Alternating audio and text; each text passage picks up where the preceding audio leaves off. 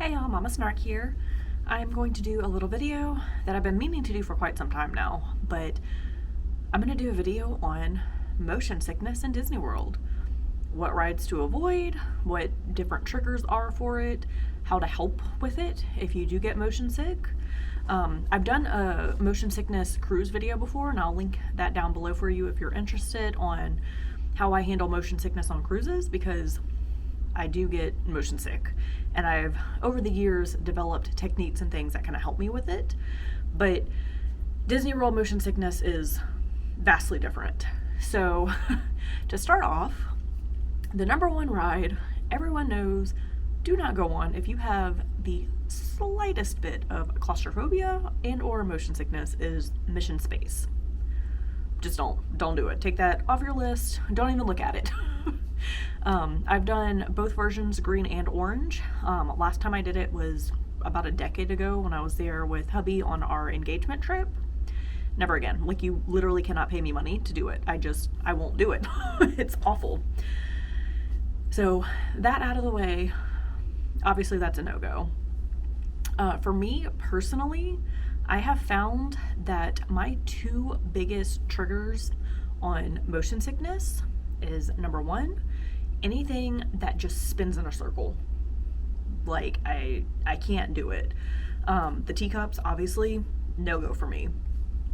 My husband and or when I went on a girls trip, my friend, take the kids, I'll snap a quick picture, film a quick little, thing of them going around the thing while I'm doing this.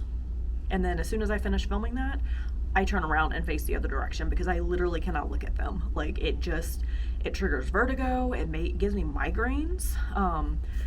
Makes me feel a little bit nauseous, but more so I think the headaches for me is the spinning. Carousel, same thing. Not as bad as the teacups, obviously, but I don't know if it's because it's so big and enclosed, so I can't get like a vantage point from far away. But carousel's not my friend either. I went on it once on our first trip with our kids. I got bullied into it by my then 2-year-old. She's 3.5 now. So I did it once with her. This last trip when my kids were 4 and 3, or 4.5 and 3, hubby bit that bullet and took them by himself because I was not capable of doing it. So those two are my spinning ones to avoid. Oddly enough for me, Dumbo and the Magic Carpets of Aladdin, I'm okay with. I don't know if it's because they're so short or the fact that it's open air surrounding it, so it's not like I can see everything. I have like a full vantage point of everywhere that we're going. I think that helps a lot with that. So Dumbo, I'm oddly okay with. That one doesn't bother me like I thought it would. And even though it is a spinning ride, Alien Swirling Saucers doesn't give me any kind of motion sickness or make me sick like the teacups and the carousel do. And I think the reason for that is because even though you're spinning in very large circles in the open air. So you're not just spinning very, very quickly in a small radius. And it's open air and I can see everything. So this is one of my absolute favorite rides to do with my kids. So those are the spinning rides. I have found personally, for me, my biggest motion sickness triggers are 3D glasses in conjunction with a moving ride vehicle. Either of those on their own, totally fine. I thought Millennium Falcon Smuggler's Run was gonna do me in, and I'm surprisingly totally fine with it. I'm not claustrophobic. I'll start by saying that. I have no claustrophobia issues. I don't mind enclosed spaces. And I thought having the screen and being in a thing moving around was gonna mess with me, but I was fine. And I think it's because I didn't have 3D glasses. Anything that has and then on the other side of that, 3D glass shows, like the Muppet 3D Vision, It's a Bug's Life, things like that, where you just have the glasses and you're stationary in a seat, doesn't bother me, I'm fine. But you put 3D glasses on me and you move me around, it totally throws my sense of equilibrium. It gives me vertigo, it makes me extremely nauseous, and it gives me a headache. So I'm going to cover those rides to avoid if you were like me and you have similar motion sickness vertigo issues. Number one, the biggest one for me, and it's quite tragic, is Flight of Passage, the new Avatar ride in Animal Kingdom. That ride was so bad that I started tasting the pennies like coming up the back of my glands there, and I had to close my eyes for pretty much 90% of it, and was just praying that nothing came up. Like it was bad. I have seen Victoria from Disney in Detail did say that if you just look straight ahead, that it's better and it doesn't like throw you off so much. So I don't know when this video is coming out, but it's currently end of March. In May, I'm going on a girls trip. I might attempt to ride it with my girlfriend, just because she's never been to Disney World before, and I would like her to experience, because that's one of like the big rides that everyone talks about. So I might try to ride it with her and do Victoria's trick of just, and if you're not watching Disney in Detail, go watch her channel because she's amazing. But I'll try the trick of just staring straight ahead and not like looking to any of the sides, and see if that helps to not like throw me off. But like when I got off of that ride, I was miserable. It was awful. It probably helped. I'm glad I didn't eat before I got on it, because I probably would have lost my breakfast or lunch. So that sadly that was bad for me. So that's not on my list of like must-dos if I'm just there by myself, or if I'm there with my husband and or my children. Neither of my kids, well, Man Cub is actually tall enough now to ride it. He just hit 44 inches. But I don't think, because he's so tiny, I don't think that he'd be able to like really fit the ride vehicle comfortably anyway. So that's a skip for me. It made me really sick. The second one that actually surprised me a lot is Remy's Ratatouille Adventure. Y'all, the first time I rode that ride, it took me out. I'm talking like 45 minutes to an hour. I was just green. Like, we got off of it and hubby looked at me and he was like, "You're not okay, are you?" And I was like, no, I'm not. So we went, after the first time we rode that together as a family, we went and sat down in the Japan pavilion, like off to the right. The little sushi quick service place has like these little winding paths with like some table and chairs kind of tucked off to the side. So we went and sat there, and hubby went and got a little like sushi snack box or something. We both love sushi, and he was eating it and he was like, "Do you want any of this?" And I was like, "I will literally puke if I eat anything." I was like, I just need to breathe fresh air and try to like regulate everything. It was so bad. So in Remy's Ratatouille Adventure, the best way I can describe it, you have your 3D glasses on. It's part 3D and part not 3D. So the not 3D parts I'm fine with. You're in, basically, my husband described it as a Roomba. You're in your rat car, and it's basically you're on top of a Roomba. So you're moving through the real life sets, totally fine with that part. And then it tucks you into a nook, and there's a big screen like this in front of you, and it shakes you around like you're running like a rat, and you're, looking down, and you're looking up, and you're looking side to side.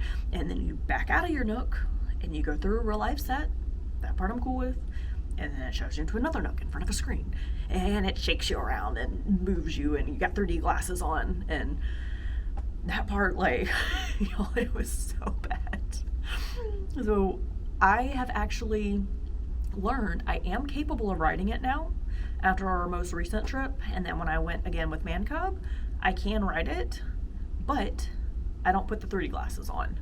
So I don't grab 3D glasses for myself, or I do, and I basically just don't put them on, because my kids insist on grabbing them for me.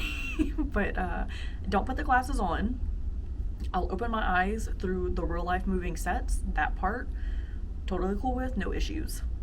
The second we tuck into a screen part, close my eyes. So while the thing is like shaking and moving, like, I'm okay with my eyes closed if I don't see any of the screen first. So basically, as soon as we tuck in and I see a screen, shut my eyes. And I'm cool while we're shaking around and moving, and then as soon as we back out, I open my eyes again and watch as we go through the real life set, and I'm good. No motion sickness that way. So if you do have motion sickness like me, prepare to just not watch the 3D parts, and you should be fine. If you have the same motion sickness triggers that I do. Star Tours. I used to be able to ride that one, and my motion sickness has gotten worse as I've gotten older. Like, I don't know if it's my equilibrium's off or, like, I don't know, but as I've gotten older, it's intensified. So I used to be able to ride Star Tours in the very back row. So Star Tours is a bigger ride vehicle than Millennium Falcon. So it's like a big kind of square capsule vehicle, and the screen's up here, and they've got like, I don't know, 6 to 8 rows maybe of seats back here. So if I sat in the very back, I used to be okay. Not anymore. Our most recent family trip we did in November of 2022, kids wanted to go on it. It like never has a wait, especially at the end of the night. Like, it was literally a walk on. So I was like, I'm gonna give it a shot. Let's go for it. Went on it. We got off, and my husband was like, "You okay?" And I was like, I think I'm a little bit okay. And he said he looked over me at one point, and I was literally I had my eyes shut, and I was just going, and just focusing on breathing and trying not to die, because it was not good. So that one, sadly for me, I think I can do it if I just like close my eyes and don't watch the whole time. Like, if my kids really want to do it, I could. But otherwise, that's a skip for me. It makes me way too sick. And like I said, Millennium Falcon Smuggler's Run, surprisingly, I was totally fine with.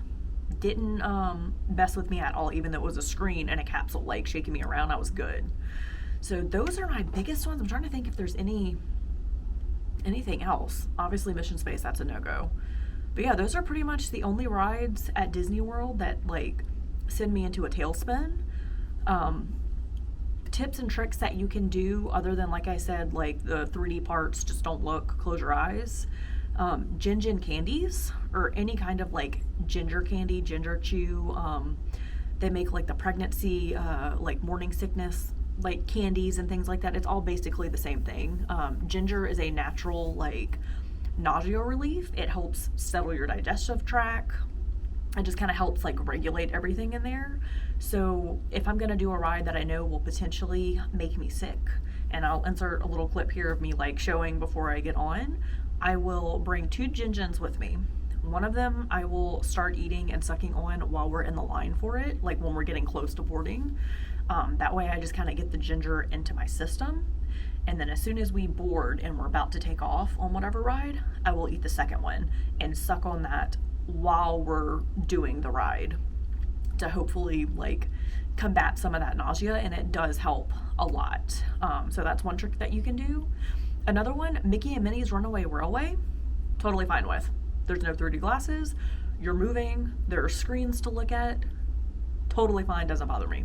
So for me, it's definitely the glasses in conjunction with the moving vehicles. I forgot to mention that I'm totally okay with. Number 1, Soarin'. Even though it has a big giant screen and you are moving around, you're not wearing 3D glasses and the movements are very, very smooth. So that one I'm totally cool with. And this next one I've heard mixed reviews on, and that is Guardians of the Galaxy.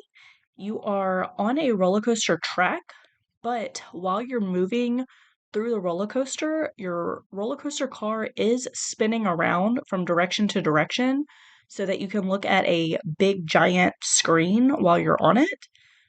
Again, because I don't have 3D glasses on, this one I am totally fine with, and it does not give me motion sickness at all. But yeah, so take some Gin-Gins with you. I'll link the ones that I get below. I wouldn't recommend Dramamine, just for the simple fact that for me, even the non-drowsy kind will make me a little bit loopy.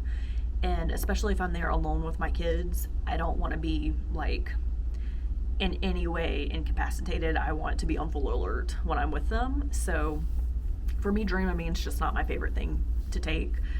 Gin candies, like I said, they make like the pregnancy little hard candies and stuff like that. That's for motion sickness. I mean, it's for morning sickness, but it also works with motion sickness. So look up anything like that, and that should help relieve it. If you do end up getting nauseous, it will help kind of settle your stomach a little bit quicker afterwards as well. But that's I don't know if it's really tips and tricks, but that's my video on what causes me personally to experience motion sickness at Disney World, and the rides to avoid or how to kind of alter those rides so that you have a better ride experience and you don't get motion sick. So hopefully this video was helpful. Make sure you give it a like and a thumbs up. Hit that red subscribe button. It really goes a long way to helping the channel grow so that I can continue to hopefully make more videos like this one. So thank you guys for watching, and I'll see you next time.